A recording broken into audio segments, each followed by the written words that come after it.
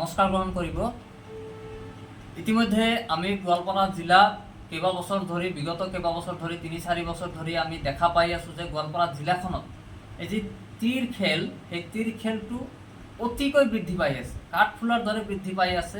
জিলাখনৰ প্ৰায় সংখ্যক দোকান, সৰু সুৰা দোকানত তেখেতসকলকে তীৰৰ কাউণ্টাৰ বহাই লৈছে। তীৰৰ কাউণ্টাৰসমূহ বহাই আমাৰ সাধাৰণ দৰিদ্ৰ শ্ৰেণী, হাজিৰা কৰা শ্ৰেণী মানুহখিনিক সিহঁতে টাৰ্গেট কৰি আছে আৰু টাৰ্গেট কৰি এই অবৈধভাৱে তীৰৰ ব্যৱসায় চলাই আছে।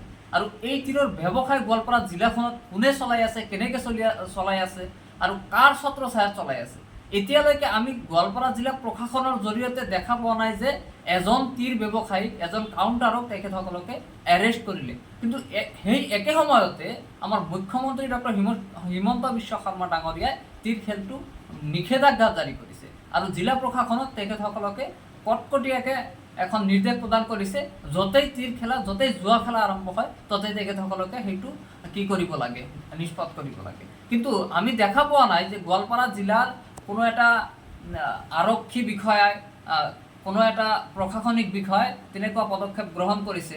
গতিকে আমি জিলা প্ৰশাসনলৈ, আমি মুখ্যমন্ত্ৰীলৈ, আমি জিলা আয়ুক্তলৈ অনুৰোধ জনাইছোঁ যে আমাৰ এই জিলাখনৰ পৰা এই অবৈধ তীৰ খেলখন মুক্ত কৰিব লাগে আৰু আমাৰ সাধাৰণ শ্ৰেণীৰ মানুহখিনি যাতে এই জুৱাৰ মাজত যিটো অসামাজিক অনৈতিক কাম, এই কামৰ পৰা বিৰত থাকে আৰু সমাজখন উন্নয়নৰ ফালে আগভাগ লয়।